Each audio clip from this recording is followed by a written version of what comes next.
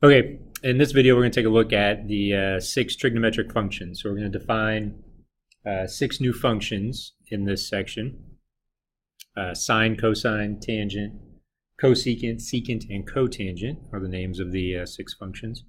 So we're going to learn how to find exact values of these trig functions using the unit circle, find approximate values using technology, and evaluate these trig functions using not just the unit circle, but a circle with any positive length radius.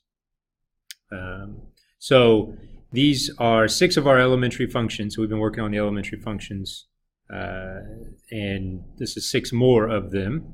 And what they do is they often relate angle measurements to lengths. Not always, but often. This proves useful when any situation involves angles and length measurements. So as you'll see as we progress through our trig material, the trig functions are used throughout navigation and surveying, and anytime length and angle measurements are involved. So basically any situation that can be modeled with a triangle, these functions can step in and help us out. But they also do more than that. They model data that is cyclic. So if there are 2 variables relating in such a way where the dependent variable cycles back and forth predictably between 2 values, you can use the trig functions for that as well, as we'll see later. So we're going to take what we've been talking about, which is angles in standard position and radians and degrees, and we're going to put that with our knowledge of circles and ratios to define these 6 new functions. So let's see what we got. So let's start with their definition. So let's do the definition of the trig functions here. So we're going to define them using the unit circle. Not an uncommon way to do this. So we're going to let P be a coordinate x, y. So it could be any coordinate on the coordinate plane. But specifically, we want it to be the intersection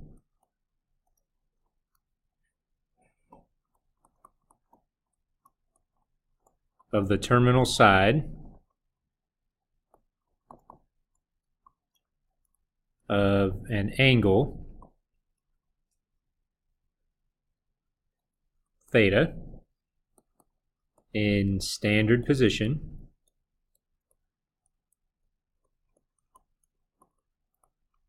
and the circle with radius of length 1, that's why we call it the unit circle, because its radius is length 1, centered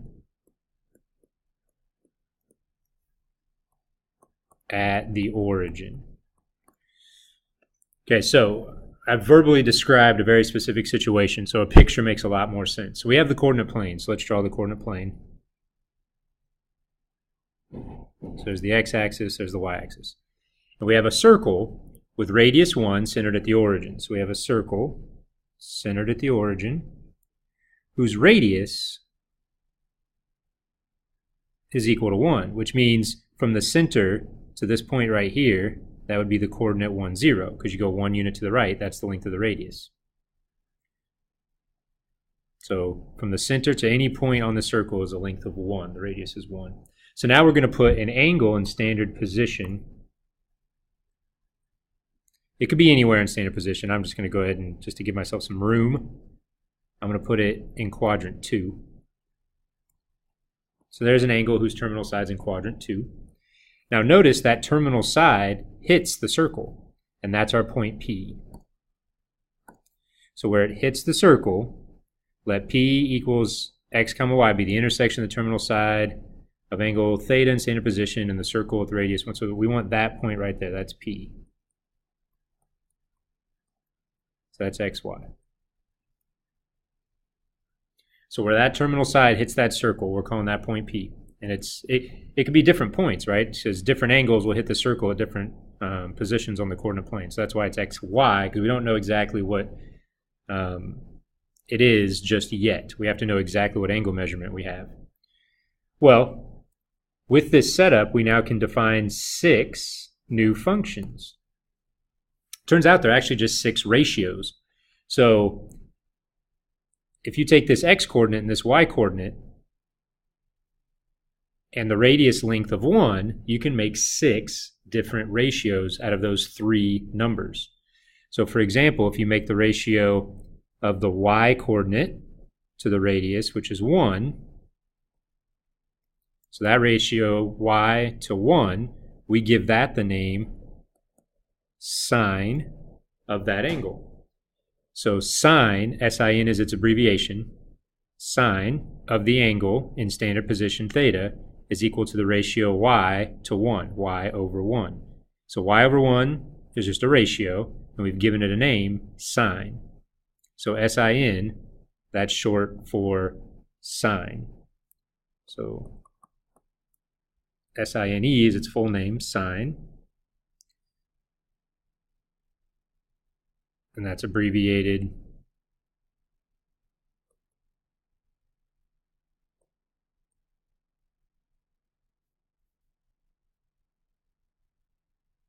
I don't know if we need to write all that out, but basically sine, we abbreviated S-I-N. And no, you don't say sin, it's sine. The ratio of the x-coordinate to the radius, so x over 1, we give that the name cosine. So COS is cosine. So cosine is abbreviated COS. And in class, I can explain why we call it cosine. I can give you a brief rundown of where these names came from. But for now, let's just know their names. So sine is abbreviated SIN and cosine is abbreviated COS. Notice that we put the angle that's in standard position, its measurement goes to the right of the abbreviation, because you have to know what angle you're working with, because the angle would change this coordinate. So a different angle would have a different coordinate. Now, if you make a ratio of y to x, so y over x, we give that ratio the name tangent.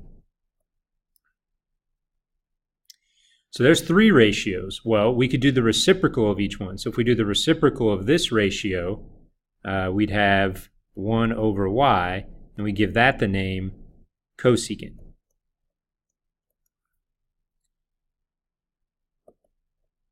So we have tangent, which is TAN, and we have cosecant, which is CSC. And if we do the reciprocal of x over 1, that'd be 1 over x, and that ratio has the name secant. So there's cosecant and secant. So secant, we abbreviate SEC. And if we do the reciprocal of y over x, that'd be x over y. And that one has the name cotangent. So there's tangent and cotangent.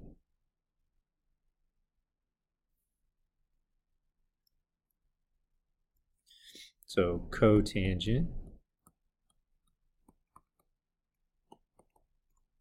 is just abbreviated, abbreviated that'd be tangent. Cotangent is abbreviated COT. So basically this picture gives us 6 different ratios, and each ratio has its own unique name. But they are functions. So if you plug in an angle measurement and then find sine of that angle measurement, you get back a value. So domain, range. So it's like any other function. It's got an input and an output. So if you got an angle measurement in standard position, then you want sine of that, you're just looking for this ratio, that y-coordinate to the radius.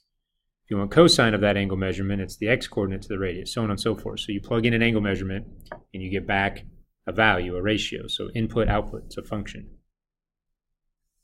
And every input corresponds to one specific output. But notice, some of these could be undefined. So you can't have y equal to 0 here. Can't have x equal to 0 there. Can't have y equal to 0 there. So same thing here, you can't have x equal to 0. So notice the denominator can never be 0 because you'd have division by 0, and that's not okay. So as the definition shows, we need an angle in standard position. The terminal side will hit the circle at a very unique coordinate, and then with that coordinate, we can create a ratio, and depending on which ratio it is, it's either sine, cosine, tangent, cosecant, secant, or cotangent. So let's practice with these. Let's actually do an angle measurement and see how this works. So let's start with a quadrantal angle. So it's a quadrantal angle. Let's start with the angle measurement pi radians. So pi radians is 180 degrees. Because remember, 2 pi radians is all the way around a circle, 360 degrees. So pi is 180 degrees. So let's put that in standard position. There's our unit circle. So the radius is 1. So from the center to here is 1, 0. Now let's put that angle in standard position. So in standard position, there's the initial side, there's the terminal side, and there's pi radians. So we need to know, where does it hit the circle at? So where does it hit the circle? Right there. That's what we call P in the definition. Well, from the center to the circle is a distance of 1, but we're on the coordinate plane. So if you go left of the y-axis, you're on the negative part of the x-axis. So that's -1, 0. So now we have x, y, and the radius is 1. So if I want sine of pi radians, according to the definition, it's the y-coordinate over the radius. So it'd be 0 over 1, which is 0. If I want cosine of pi radians, it's the x-coordinate over the radius. So it'd be -1 over 1, which is -1. If I want tangent of pi radians, it's y over x. So it'd be 0 over -1, which is 0. So I did my first 3 ratios. I did y over the radius, x over the radius, and then y over x. Now the other 3 are just simply the reciprocals. So cosecant of pi is the reciprocal of this, which would be 1 over 0. Well, you can't divide by 0, so that is undefined. That has no value. So in our number system, cosecant of pi doesn't mean anything. That's a ratio that doesn't exist. Well, let's do the reciprocal of cosine. So -1 over 1, that's secant. So secant of pi would be 1 over -1, which is -1. And then for cotangent, it's simply the reciprocal of tangent. So we flip that, get -1 over 0. But again, that's division by 0, so that is undefined. So in our number system, cotangent of pi does not exist. Now notice each and every time I wrote the angle measurement to the right of the abbreviation. That's called the argument. That's called the argument. So this position right here is called the argument.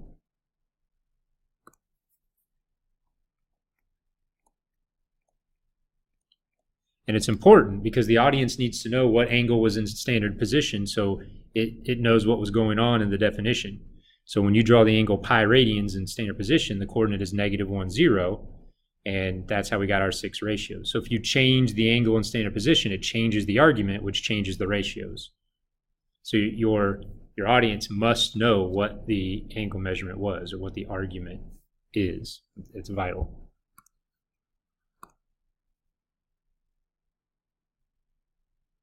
Okay, so we ended up with sine of pi comes out to be 0, cosine of pi comes out to be -1, tangent of pi comes out to be 0, cosecant of pi is undefined, which I'll just abbreviate that way. Secant of pi is -1, and cotangent of pi is also undefined. So there's our 6 ratios. 4 of them actually exist. Let's try another one. So let's do the quadrantal angle -5 pi over 2. So -5 pi over 2. Well, 2 goes into 5 2.5 times. So this would be -2.5 pi. So that'd be the same thing as doing -2 pi plus -½ pi. So if I draw that picture, we got to put that angle in standard position.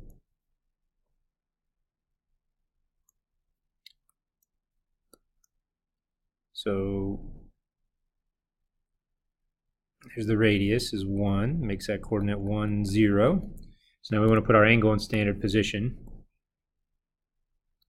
So we want to go negative 2 pi and then another half pi. So we're going in the negative direction. So we're going all the way around, which is 2 pi, and then a half pi. And that puts the terminal side right here.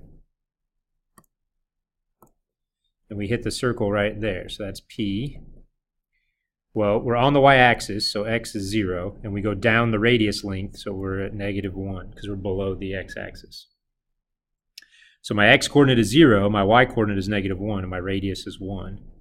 So sine of negative 5 pi over 2 is the y-coordinate over the radius, so negative 1 over 1. Cosine of negative 5 pi over 2 is the x-coordinate over the radius, 0. And then tangent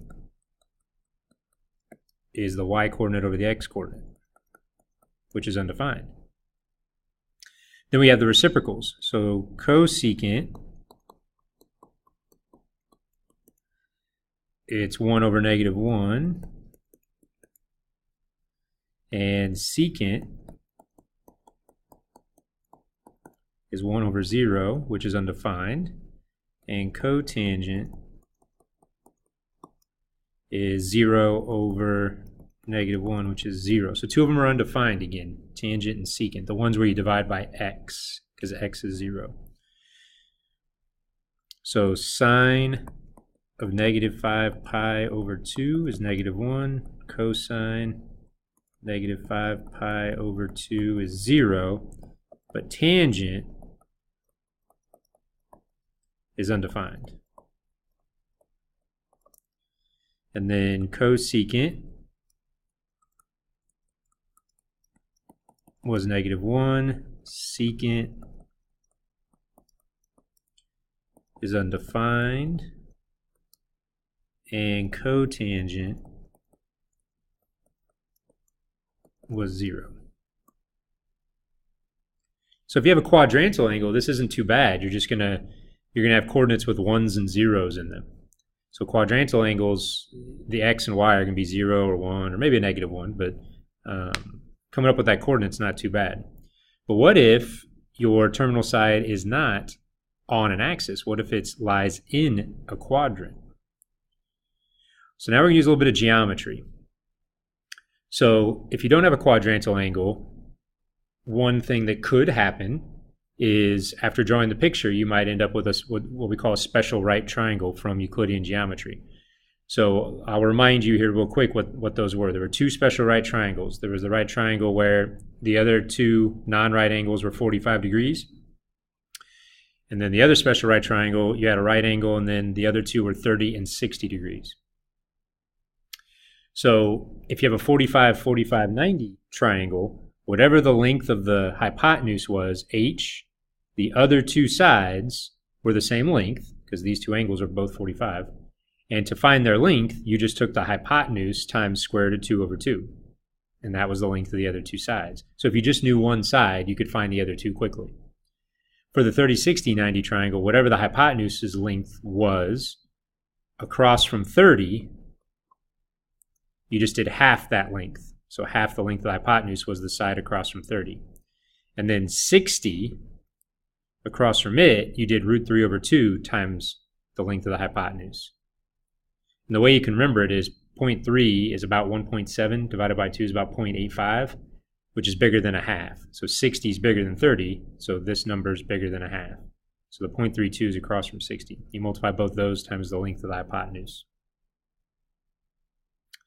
Okay, so another possibility is you could draw the angle in standard position and end up with one of those triangles. So for example, what if the angle measurement's 150 degrees? So if we draw a 150 degree angle in standard position, our radius is 1 on the unit circle. 150 degrees, it'd be 90 plus 60, or it'd be 180 minus 30, however you want to think about it. So 180 is all the way here, so that's 150. But there's 30 degrees left over before you get to 180. So in here is 30 degrees. Why does that matter? Well, here's the point that we want. That right there is the coordinate I'm looking for. I want that coordinate.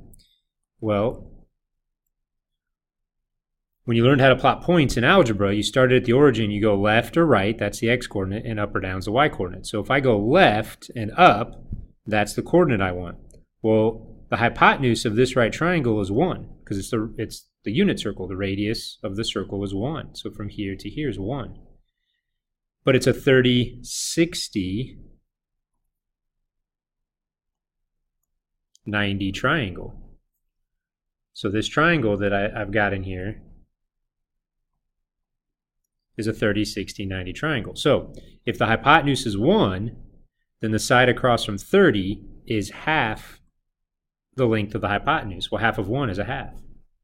Across from 60 is root 3 over 2 times the length of the hypotenuse, which is 1. So it's just root 3 over 2. So I go left, root 3 over 2, and up a half. So that coordinate on the unit circle is negative root 3 over 2, comma 1/2. That's the x-coordinate and that's the y-coordinate. So now I know that sine of 150 degrees, which is the y-coordinate over the radius, is just going to be a half. And cosine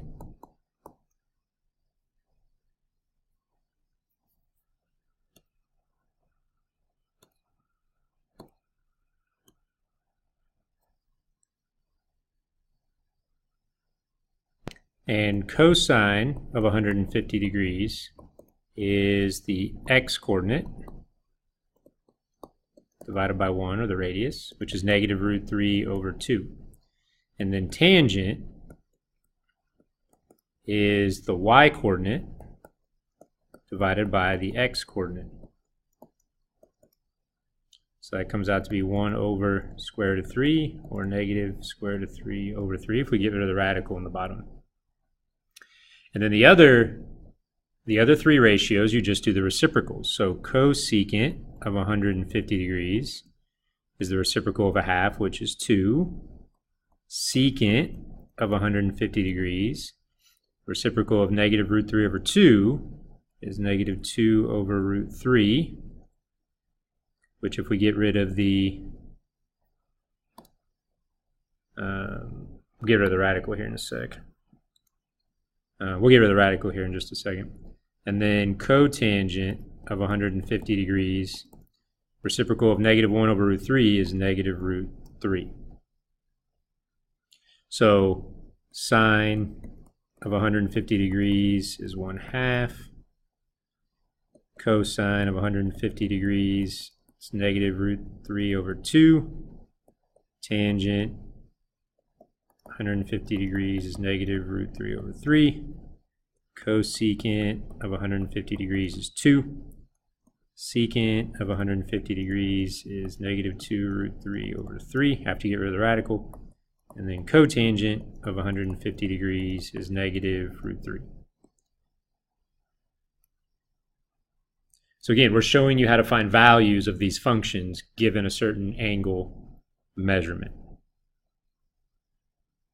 So notice this one, we had a triangle, and it was a special right triangle, so we were able to figure out the lengths of the sides of that triangle. So let's try another one.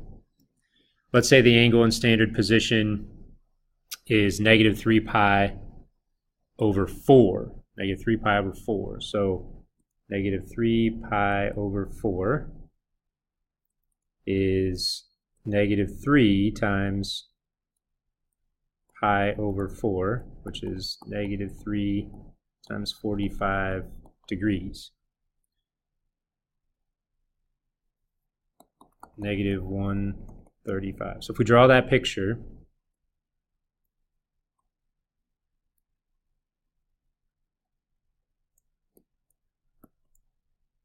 So the radius is 1. We put that angle in standard position.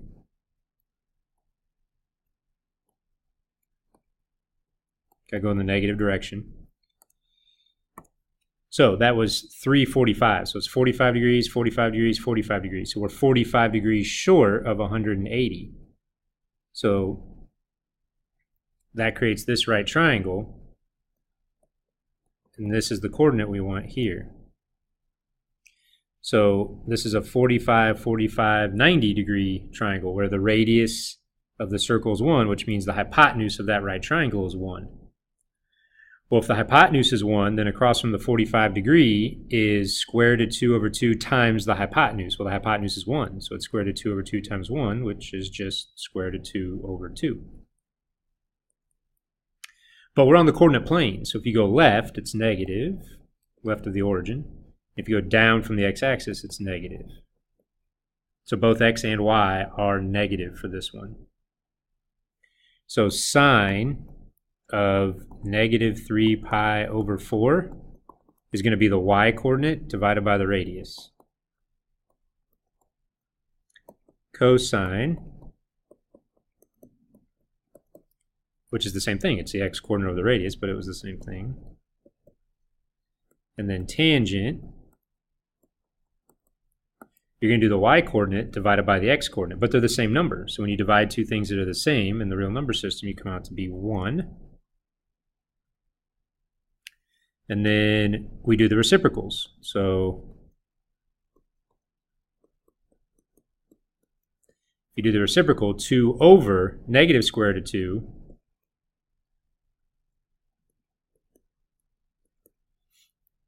you get negative square root of 2.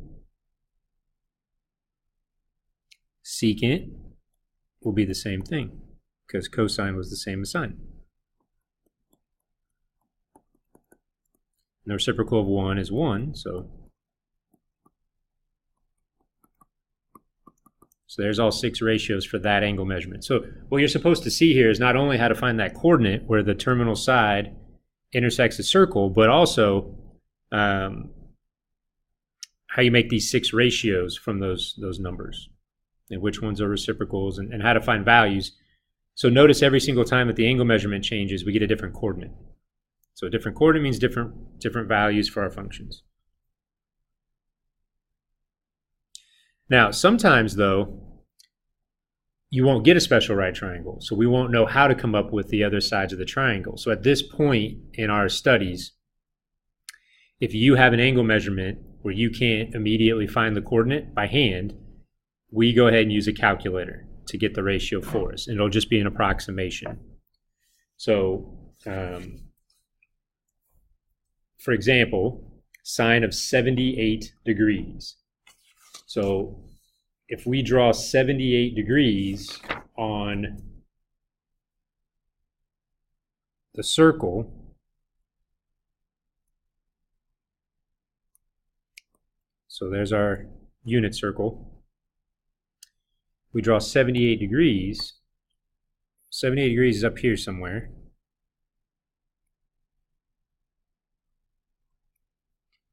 It hits the circle right here.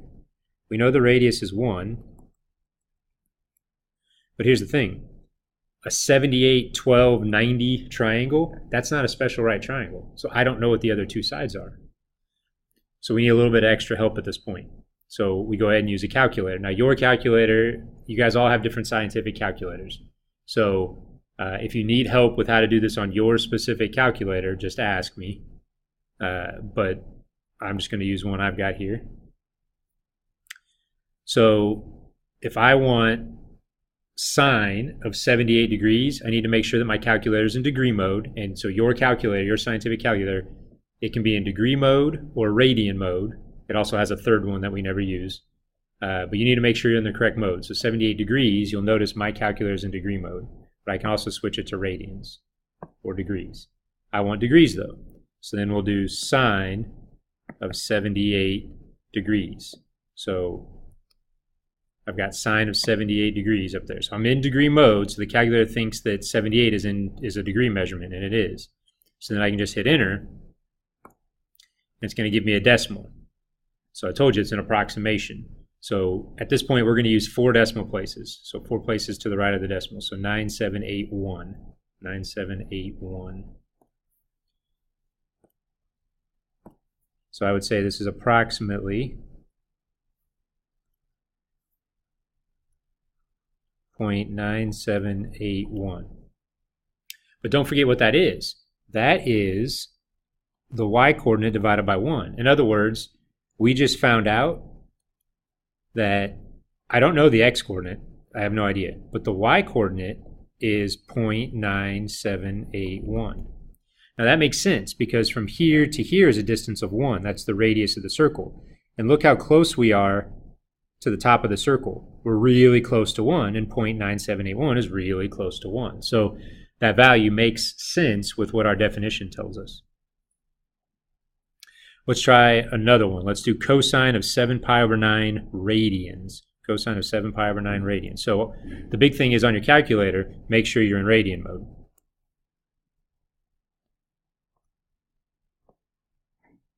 So I'm in degree mode. I'm going to hit radians and then do cosine of 7 pi over 9.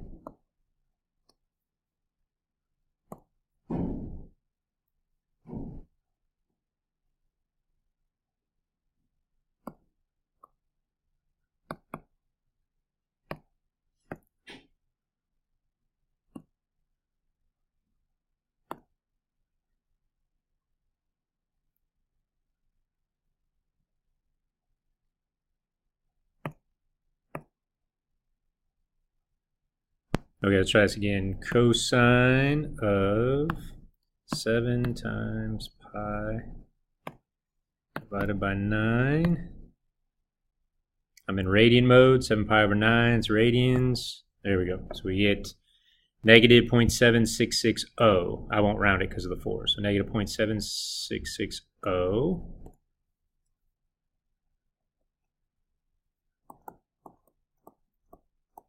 And remember what that is, that's x over 1. So we now know the x-coordinate where that angle hits the circle. So 7/9 is almost 1. It's really close to 1 pi. So it's close to 180 degrees.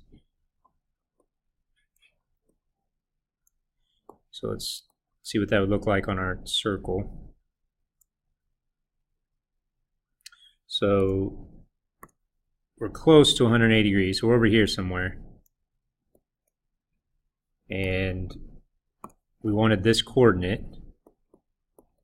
I now know that x is negative 0.7660. I never did get the y coordinate because I did cosine. Cosine doesn't use the y coordinate. And the radius is 1 because it's the unit circle. So my picture's not very good. I should only be about 3/4 of the way to here.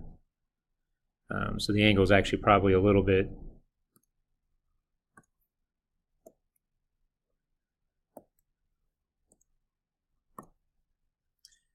The angle's, if that's about halfway, it's about 3/4. So it's probably up here somewhere. 7 pi over 9. And there's the coordinate we wanted. There's our triangle that, you know, we didn't know what this side was or what this side was. We didn't know how far left or up to get to that coordinate. The calculator had to help us. So sine of 78 degrees is about 0.9781. Cosine of 7 pi over 9 is negative 0.7660. So again, what we're doing is we're seeing how to find these ratios when we don't know how to do it by hand and something else has to help us at this point. Well, what if you have tangent? What if you have tangent? So tangent of 4.21 radians. Notice there's no degree symbol. No degree symbol, so I just want, that's radians. So we're just past 4 radians. We're just past 4 radians. So let's draw a picture of that.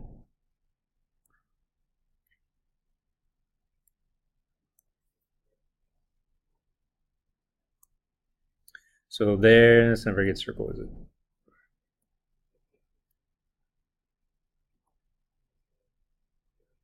That's a little better. So that's the length of the radius. So there's one length of the radius, 2, 3, 4. So we're down here somewhere. So in standard position, again, we're just eyeballing it.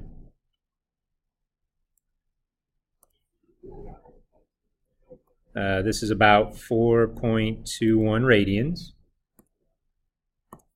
So that's the coordinate that we're going to need the calculator to help us find.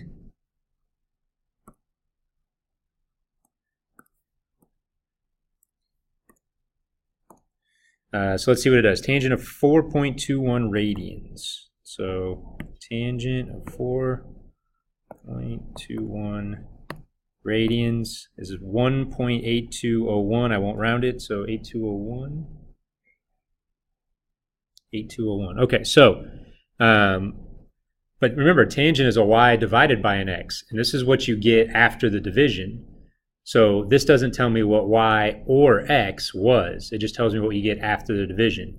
So I'm kind of curious to know what y and x were before the division, so I can see how it relates back to the unit circle. So to see that, we just have to remember that tangent is y over x. So that's just sine is y, divided by cosine. So since sine is y and cosine's x, I can just do sine of 4.21, which is 8764.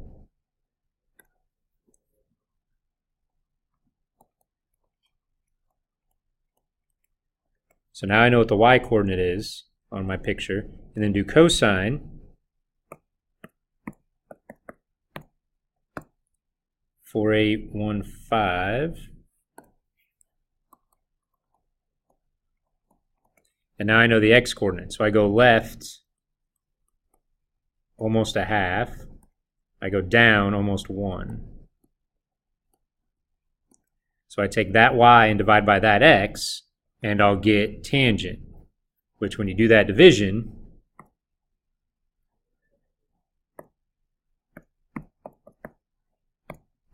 you get a negative divided by a negative is positive. You get 1.8201. So tangent of 4.21 is about 1.8201. But from the 1.8201, it wasn't easy to see what the x and y coordinates were. So just taking a second to find sine and cosine separately allowed me to visualize what was going on the unit circle to get that number. What if we want cosecant? Well, cosecant is 1 over y, and y is sine.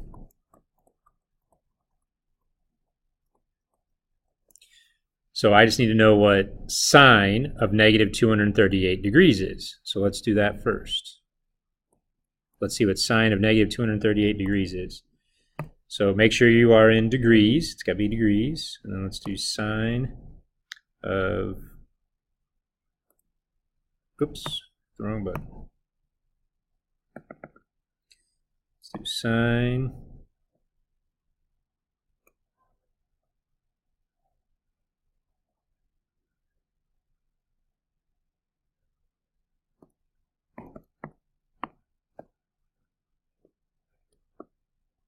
So sine of negative 238 degrees is 0.8480.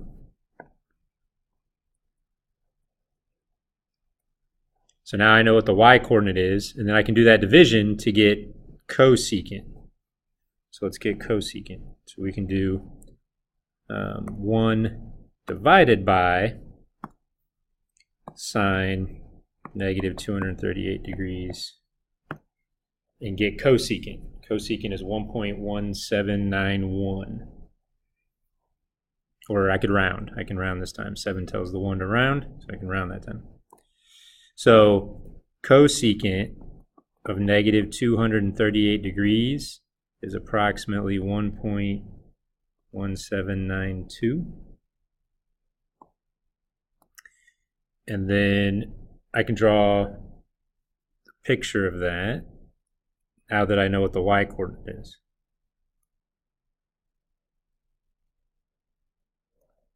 So there's the y-axis, x-axis. Standard position, negative 238, that'd be negative 180 plus 50-ish more, 58 more, however much that is. So we're up here.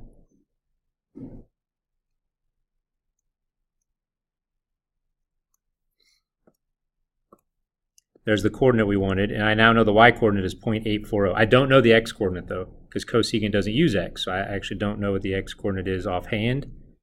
So it's x, comma, 0.8480. Now, we could find the x-coordinate, but I really just want us to see the number that we get off the calculator. Has that relate back to the unit circle definition that we were using to find these values by hand?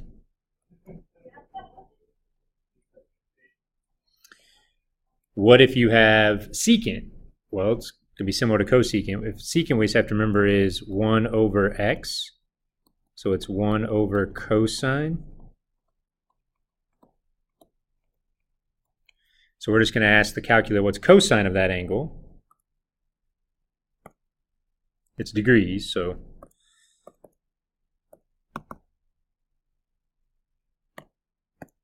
it's 0.5132.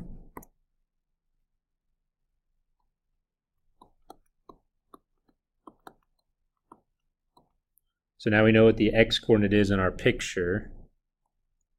So if I draw this angle in standard position, let's see, it's 300, just past 300, so 270 plus about there. We're over here somewhere. And I now know this a little bit about this coordinate. The radius is 1, and that coordinate is about 0.5132 to the right of the y-axis, but I don't know why. I don't know the y-coordinate. I don't know the y-coordinate.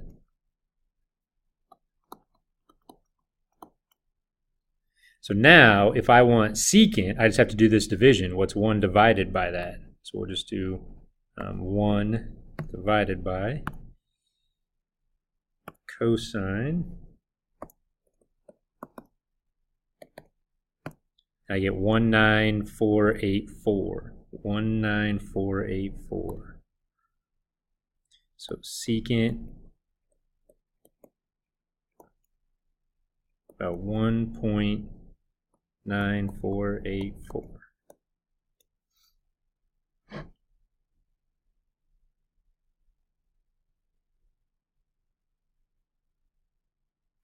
What if you want to do cotangent? Cotangent, just remember that cotangent is x over y. So just do cosine of your angle and divide by sine of your angle. Run that through the calculator. I won't make you guys watch me type that all into the calculator again. Just make sure in radian mode. So in our picture,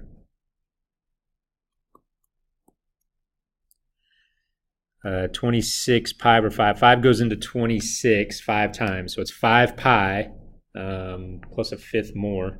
So in standard position, 5 pi would be 2, 4, 5, and a little bit more. So we're over here somewhere.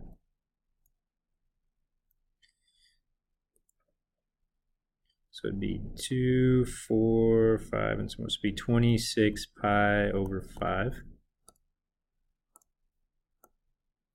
And then I'll let you guys type that into the calculator, but from the calculator you should see that your x-coordinate is negative 0.8090, and your y-coordinate is about negative 0.5878. And then when you actually do that division, divide that x by that y, it should come out to be 1.3763, I think, if I got it typed into my calculator correctly. So when we can't do it by hand, we do go ahead and use a calculator to get these ratios. Okay. Next thing we want to talk about is, does it have to be done on the unit circle? Does the circle have to have a radius of 1? Well, it turns out it doesn't. So if you want to draw a circle that has a radius bigger or smaller than 1, so it's not the unit circle, that's fine. Just make sure it's centered at the origin. So in this picture here, here's the y-axis, here's the x-axis, there's the origin, there's an angle in standard position. This circle right here is the unit circle. So x squared plus y squared equals 1. That's the unit circle, so the radius is 1. But this other circle here, I can't draw every possible circle, so I just drew one that has a bigger or longer radius. So this bigger circle is x squared plus y squared equals r squared, and I have r bigger than 1 in my picture. So this distance here is r. So that's the radius of the bigger circle.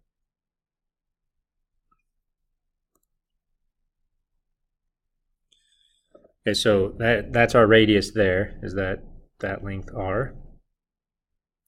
So notice what I've got here. I've got this coordinate here. That's where you go left x and up y, but I've got it for the unit circle, so I'm going to call it x1, y1. But if I go left x, up y for the bigger circle, I'm going to call that xr, yr. So xr, yr are this coordinate, and x1, y1 are this coordinate. It's got the ones, it's from the unit circle. So what I'm going to show you real quick is it doesn't matter if you're on a bigger or smaller circle compared to the unit circle. And it's because of geometry. So in geometry, we learned that these two right triangles would be similar. They both have a 90-degree angle, and they both share this angle here. So by angle, they are similar. And because they're similar, their corresponding lengths are in proportion. So using similar triangles, for example, I know that y1, which is this leg here, divided by yr, which is this leg, those are corresponding parts, would be the same as this hypotenuse 1 compared to the longer hypotenuse r. So I get that proportion. Well, if I multiply both sides by y sub r, I get that y1 is really just yr divided by r.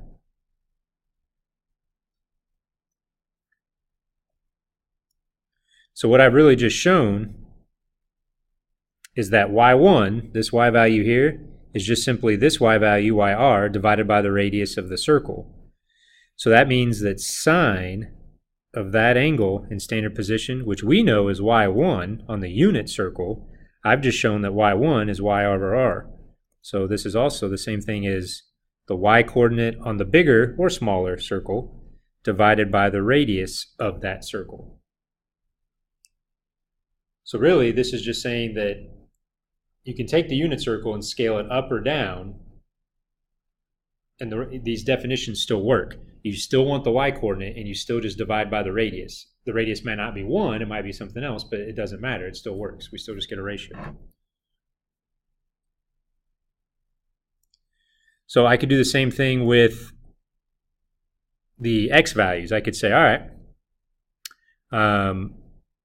x1 is to xr as 1 is to r, which just means x1, if I multiply both sides by x sub r, is x sub r divided by r. So again, we know that cosine of that angle is x1 on the unit circle, but I just showed that x1 is really just xr over r. So in other words, if I want cosine of an angle no matter what the radius is, I just take the x-coordinate where the terminal side hits the circle and divide by the radius. So I can do this for the other 4 trig functions, but I'm not going to make you guys sit through that. Just know that a very similar calculation, I can turn all of the 6 ratios into ones that use the bigger or smaller circle with a radius of r. So let's redefine it with any size circle. So I'm not going to write all the word part out again. We'll just draw the picture. So let's say you have a circle centered at the origin.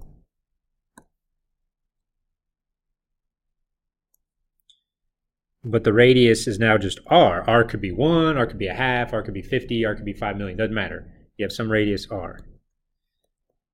Then you've got an angle in standard position. Again, just for space reasons, I'm going to put it in quadrant 2. And it's going to hit the circle at a coordinate, xy, just like before. The only difference here is our radius could be something other than 1. But what we just showed using similar triangles is that sine of that angle, instead of just being y, it's now the y-coordinate divided by the radius. And cosine is just the x-coordinate divided by the radius.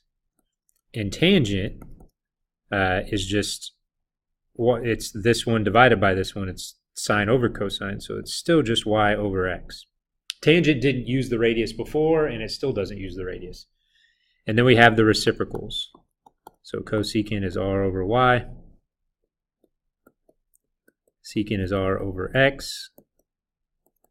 And cotangent is x over y. So the only difference here is that sine, cosine, cosecant, secant use an r instead of a 1, because the r could be, if we wanted it to be, something other than 1. It doesn't have to be something other than 1, but it could be. Or maybe we want it to be for some certain situation. So I would argue that these are the 6 definitions you really ought to want to try to get the hang of, because they work. These definitions work even on the unit circle, because if r equals 1, then just plug in 1 for r and you get the same ones we've been working with earlier in these notes. So let's give it a try. Let's have negative 3, 4 be the point on the terminal side of an angle in standard position. Find sine, cosine, tangent angle. So we've got our, so basically what I'm saying is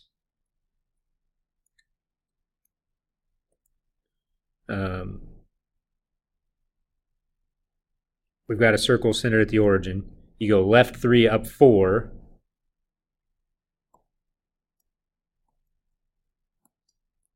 And that's the point where the terminal side of some unknown angle, notice I didn't say what the angle measurement was, so it's just some unknown angle, it hits the circle.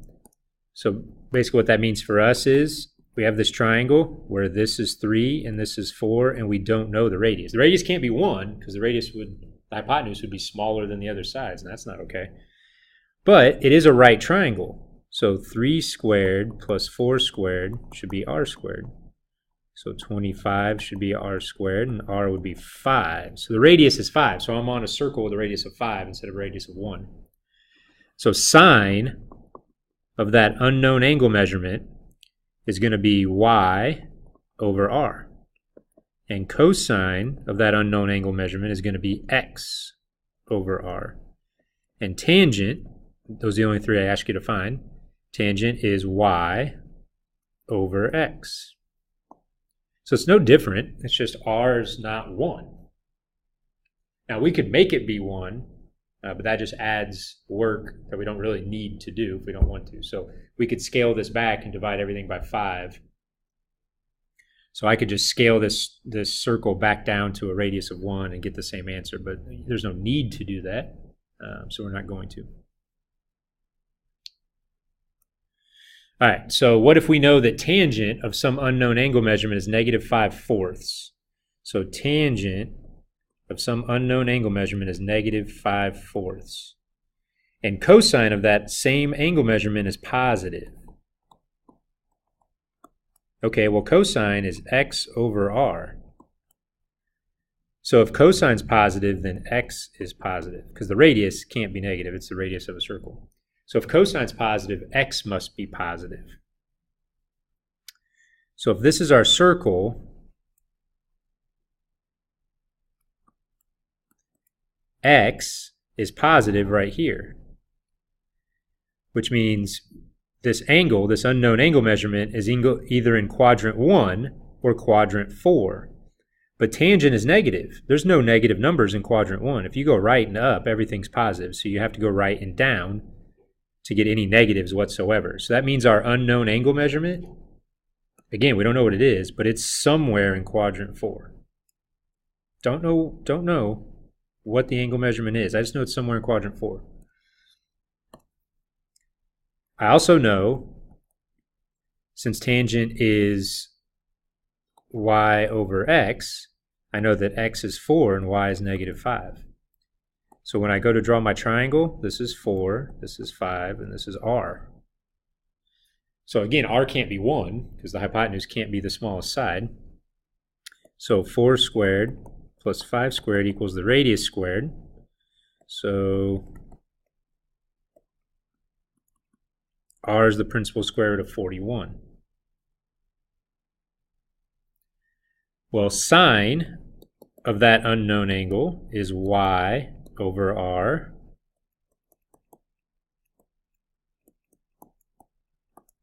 And secant is r over x. So we just get some numbers that aren't as nice because the radius wasn't 1. But that's okay. So we're merely acknowledging the fact that the radius could be any length, not just 1, and these trig ratios still work just fine. Okay, last thing. The trig functions do not have to use angle measurements as the argument. So in calculus, it's not uncommon for the argument of a trig function to just simply be a real number, not necessarily an angle measurement. So to show that how this works and how this is possible, and really to show you that it's not any different than if it is an angle, we're going to briefly here talk about how the argument of a trig function can just simply be a real number, not necessarily an angle. So to see how this would work, just pick any non-negative real number, and let's call it t. So it can be 6, 7, 8, 50, 4.2, 0.78, doesn't matter. Pick any non-negative real number. It could be 0. 0 is not negative. Pick any non-negative real number. We know that that corresponds to a length on the real number line. So if you pick 6, 6 is 6 units of length to the right of 0. So that would be a length on the, or a distance on the real number line. So imagine taking that length. So that's why I got this picture here for us. So you've got your length t. So here's my length t right here.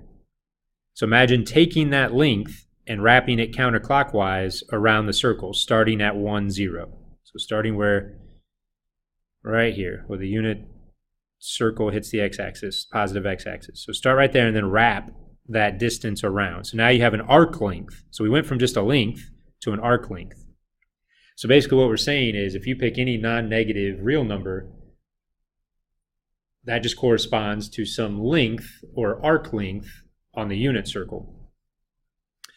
So each length would correspond to a different point on the unit circle. So my length t, I wrap it around the circle and it stops right here, that coordinate xy.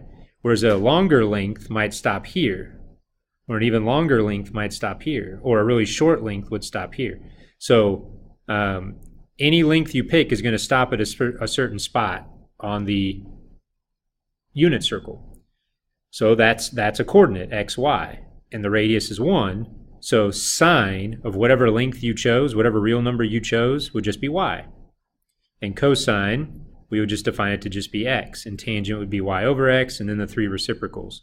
So t, in this case, is just a real number. It's just some non-negative real number. And then the way we get our ratios is you just say, okay, what if I had that real number as a length and made an arc length out of it where you start at 1, 0, wrap the length around the circle, and then wherever it stops, that's your coordinate xy. So we have the same exact ratios defined where t is just a real number, not necessarily an angle. So you might be thinking, okay, well, if we had an angle, wouldn't we get a different ratio? Well, actually, we can show you that, I'm going to show you that this length t corresponds to an angle. So whether we had an angle or this real number, we would get the same ratio. But before we do that, what if you had a negative real number? So I started by saying your real number couldn't be negative. Well, what if it was? Well, it turns out it's no big deal. If you do a negative real number, just wrap it in the other direction. So kind of like if you have a negative angle, you go clockwise. We'll just wrap your length around the unit circle clockwise. And you would just end up with a coordinate on the circle xy. So now I'm going to quickly show you that that length t does correspond to an angle, so that these definitions are equivalent. There's not really any difference here, whether you have an angle measurement as your argument or it just represents a real number. We still get these ratios, these 6 ratios. So for any t value that you pick, you create an arc length on the unit circle. Well, there's going to be a central angle, theta, that intersects that arc. It's going to cut off that exact arc. So whatever value of t you pick, you start wrapping it around the circle, there's going to be an angle that cuts off that exact arc length. So earlier, we talked about how to find the length of an arc on a circle. And we said if the angle is measured in radians, then the arc, whatever its length is, you can find it by taking the radius of the circle times the angle, the central angle in radians. So for this picture, the arc length is t, and I would just take the radius times that angle, but we're on the unit circle, so the radius is 1. So that arc length t is really just the same as the central angle in radians. In other words, the central angle in radians and the length, this real number t, they have the same value. Now, one's a measurement of an angle, one's a length, but they have the same value, numerical value. So what this shows is whether we do it with angle measurements or think of it as the arguments as just real numbers, you still just get these 6 same ratios. It's not an entirely new definition. It's just a different way to think about what the argument is.